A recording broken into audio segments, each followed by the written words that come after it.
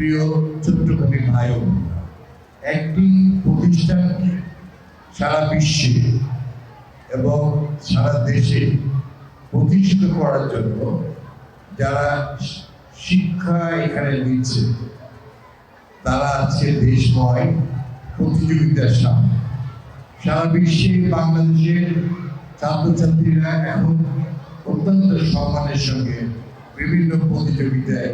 তারা উত্তীর্ণ হচ্ছে এবং এই প্রতিষ্ঠান কামিল মাদ্রাসা যে সর্বোচ্চ স্থান অর্জন করছে, বিশেষ করে কামিল সহ অন্যান্য বিষয়গুলিতে, সেজন্য আমি তাদের কৃতজ্ঞতা জানাই।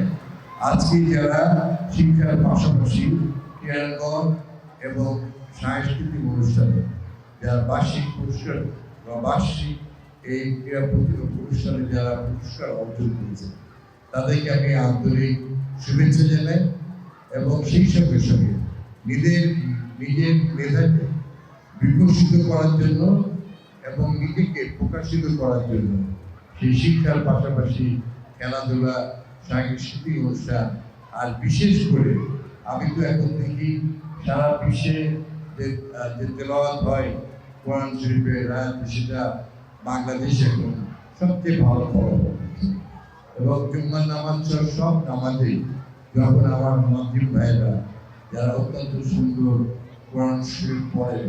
তারাও আমাদের হৃদয়কে স্পর্শ করে। আমি এই শিক্ষায় মধ্যে দিয়ে নিজেকে গড়ে তোলা, পরিবারের কাছে বিকশিত হওয়া, জাতির সামনে এবং সুন্দর করে ফুটে ওঠার আমি বিশ্বাস করি এই মাদ্রাসার সকল ছাত্রছাত্রী ভাইরা তারা সেই শিক্ষকদের কাছে শিক্ষা অর্জন করে তারা যেন আরো ভালো। ইনশাআল্লাহ আপনাদের বড় ভাই হিসেবে, মুরব্বী হিসেবে আগামী দিনে আমাদের সরকারের মাননীয় প্রধানমন্ত্রী যারা তারেক রহমান স্যার, তিনি প্রত্যেক দিনই বলতে যাচ্ছেন সহজ সরল সাদা মাটা তার চালচল এবং দেশের নেতৃত্ব দেওয়া এবং সেই সঙ্গে সঙ্গে শিক্ষা ব্যবস্থা এবং খালেদা যে যেমন নারী শিক্ষার জন্য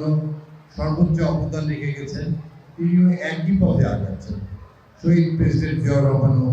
একই পথে এই কাজ শুরু করেছেন। আমি আশা করছি যে আগামী দিনে যে সমস্ত বিশেষ করে মাদ্রাসা পর্যায়ে সরকারিকরণ যখন হবে, ইনশাআল্লাহ রাজশাহী প্রতিষ্ঠান মদিনাতুল উলুম কামিল মাদ্রাসা এটা প্রথম সর্বপ্রথম। আর যে ভবনের যে কথা বলেছেন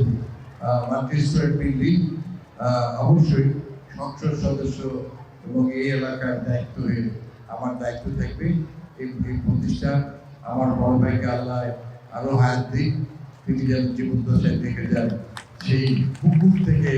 ভরাট করে ছোট্ট মাদ্রাসা থেকে আজকে জাতির কাছে সবচেয়ে বড় বৃহৎ এবং সর্বোচ্চ একটি ভবন যেন এই মাটিতে যেন হয়, এই প্রত্যাশা রেখে আবার সবার শুভকামনা করে আগামী টেন্ডারে যেন এই 11 তলার সুউচ্চ ভবন যেন এই মাটিতে হয়, সেই জন্য আমার সকলকে।